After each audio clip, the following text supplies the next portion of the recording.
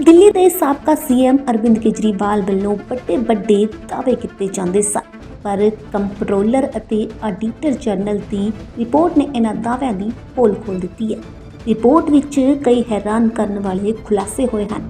ਸੂਤਰਾਂ ਅਨੁਸਾਰ ਕੈਗ ਦੀ ਰਿਪੋਰਟ ਨੇ 6 ਸਾਲਾਂ ਦੇ ਸਮੇਂ ਦੌਰਾਨ ਦਿੱਲੀ ਦੇ ਜਨਤਕ ਸਿਹਤ ਸੰਭਾਲ ਵਿੱਚ ਗੰਭੀਰ ਕੁਪ੍ਰਬੰਧਨ, ਵਿੱਤੀ ਲਾਪਰਵਾਹੀ ਅਤੇ ਜਵਾਬਦੇਹੀ ਦੀ ਘਾਟ ਦਾ ਪਰਦਾਫਾਸ਼ ਕੀਤਾ ਹੈ।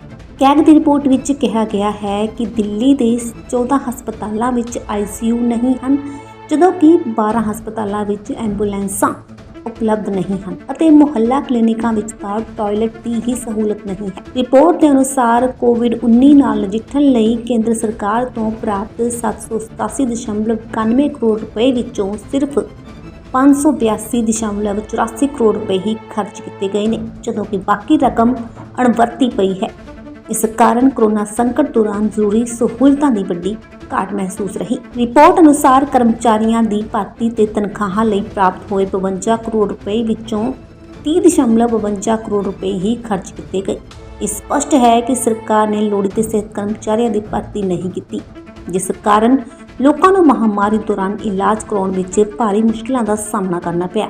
ਇਸੇ ਤਰ੍ਹਾਂ ਦਵਾਈਆਂ, PPE ਕਿੱਟਾਂ ਅਤੇ ਹੋਰ ਡਾਕਟਰੀ ਸਪਲਾਈ ਲਈ ਪ੍ਰਾਪਤ ਹੋਏ 111.85 ਕਰੋੜ ਰੁਪਏ ਵਿੱਚੋਂ 83.14 ਕਰੋੜ ਰੁਪਏ ਹੀ ਖਰਚ ਨਹੀਂ ਕੀਤੇ ਗਏ। ਸਰਕਾਰੀ ਹਸਪਤਾਲਾਂ 'ਚ ਬਿਸਤਰਿਆਂ ਦੀ ਘਾਟ ਰਹੀ। ਦਿੱਲੀ ਸਰਕਾਰ ਨੇ 2016 ਤੇ 17 ਤੇ 2020-21 ਵਿਚਕਾਰ 32,000 ਨਵੇਂ ਬਿਸਤਰੇ ਜੋੜਨ ਦਾ ਵਾਅਦਾ ਕੀਤਾ ਸੀ, ਪਰ ਸਿਰਫ 1,357 ਬਿਸਤਰੇ ਹੀ ਜੋੜੇ ਗਏ, ਜੋ ਕਿ ਕੁੱਲ ਟੀਚੇ ਦਾ ਸਿਰਫ 4.24% ਹੈ। ਰਾਜਧਾਨੀ ਦੇ ਕਈ ਹਸਪਤਾਲਾਂ ਵਿੱਚ ਤਾਂ ਬਿਸਤਰਿਆਂ ਦੀ ਵੱਡੀ ਘਾਟ ਦੇਖੀ ਗਈ। ਰਿਪੋਰਟ ਵਿੱਚ ਇਹ ਕਿਹਾ ਗਿਆ ਹੈ ਕਿ ਦਿੱਲੀ ਵਿੱਚ 3 ਨਵੇਂ ਹਸਪਤਾਲ ਬਣਾਏ ਗਏ ਸਨ, ਪਰ ਸਾਰੇ ਪ੍ਰੋਜੈਕਟ ਪਿਛਲੀ ਸਰਕਾਰ ਦੇ ਕਾਰਜਕਾਲ ਦੌਰਾਨ ਹੀ ਸ਼ੁਰੂ ਕੀਤੇ ਗਏ ਸਨ। ਇਹਨਾਂ ਦੇ ਸਾਰੇ ਵਿੱਚ 5 ਤੋਂ 6 ਸਾਲਾਂ ਦੀ ਦੇਰੀ ਹੋਈ ਤੇ ਲਾਗਤ ਵੀ ਵੱਧ ਗਈ। ਇੰਦਰਾ ਗਾਂਧੀ ਹਸਪਤਾਲ 5 ਸਾਲ ਦੀ ਦੇਰੀ ਅਤੇ ਲਾਗਤ 314.9 ਕਰੋੜ ਰੁਪਏ ਵੱਧ ਗਈ। ਬੁਰਾੜੀ ਹਸਪਤਾਲ 6 ਸਾਲ ਦੀ ਦੇਰੀ, ਲਾਗਤ ਵਿੱਚ 41.6 ਕਰੋੜ ਰੁਪਏ ਦਾ ਵਾਧਾ। ਡਾਕਟਰਾਂ ਤੇ ਸਟਾਫ ਦੀ ਭਾਰੀ ਘਾਟ। ਦਿੱਲੀ ਦੇ ਸਰਕਾਰੀ ਹਸਪਤਾਲਾਂ ਅਤੇ ਸਿਹਤ ਵਿਭਾਗਾਂ ਵਿੱਚ 8,194 ਅਸਾਮੀਆਂ ਖਾਲੀ ਹਨ। 21% ਨਰਸਿੰਗ ਸਟਾਫ ਅਤੇ 38% ਪੈਰਾ ਮੈਡੀਕਲ ਸਟਾਫ ਦੀ ਘਾਟ ਹੈ। ਰਾਜੀਵ ਗਾਂਧੀ ਸੁਪਰ ਸਪੈਸ਼ਲਿਟੀ ਹਸਪਤਾਲ ਅਤੇ ਜਨਕਪੁਰੀ ਸੁਪਰ ਸਪੈਸ਼ਲਿਟੀ ਹਸਪਤਾਲ ਵਿੱਚ ਡਾਕਟਰਾਂ ਦੀ 50 ਤੋਂ 74% ਘਾਟ ਪਾਈ ਗਈ ਹੈ। 73 ਤੋਂ ਲੈ ਕੇ 96% ਤੱਕ ਨਰਸਿੰਗ ਸਟਾਫ ਦੀ ਵੱਡੀ ਘਾਟ ਦਰਜ ਕੀਤੀ ਗਈ ਹੈ। ਸਰਜਰੀ ਲਈ ਲੰਬਾ ਇੰਤਜ਼ਾਰ ਕਰਨਾ ਪੈਂਦਾ ਹੈ ਤੇ ਬਹੁਤ ਸਾਰੇ ਉਪਕਰਨ ਖਰਾਬ ਹਨ। ਲੋਕ ਨਾਇਕ ਹਸਪਤਾਲ ਵਿੱਚ ਵੱਡੀ ਸਰਜਰੀ ਲਈ 2 ਤੋਂ 3 ਮਹੀਨੇ ਤੇ ਬਰਨ ਅਤੇ ਪਲਾਸਟਿਕ ਸਰਜਰੀ ਲਈ 6 ਤੋਂ 8 ਮਹੀਨੇ ਉਡੀਕ ਕਰਨੀ ਪੈਂਦੀ ਹੈ।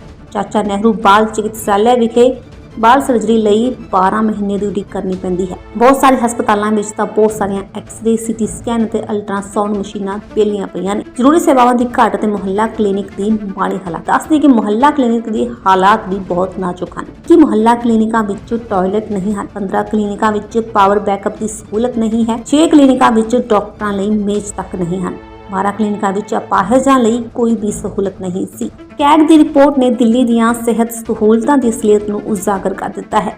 ਕੋਵਿਡ ਸਮੇਂ ਦੌਰਾਨ ਸਰਕਾਰ ਤੋਂ ਪ੍ਰਾਪਤ ਫੰਡਾਂ ਦੀ ਸਹੀ ਵਰਤੋਂ ਦੀ ਘਾਟ, ਹਸਪਤਾਲਾਂ ਵਿੱਚ ਜ਼ਰੂਰੀ ਸਹੂਲਤਾਂ ਦੀ ਭਾਰੀ ਘਾਟ, ਸਟਾਫ ਦੀ ਭਾਰੀ ਘਾਟ ਤੇ ਭ੍ਰਿਸ਼ਟਾਚਾਰ ਵੱਲ ਇਸ਼ਾਰਾ ਕਰਦੀ ਹੈ। ਹੁਣ ਸਰਕਾਰ ਨੂੰ ਜਨਤਕ ਸਿਹਤ ਨਾਲ ਸੰਬੰਧਿਤ ਇਸ ਲਾਪਰਵਾਹੀ ਦਾ ਜਵਾਬ ਦੇਣਾ ਪਵੇਗਾ।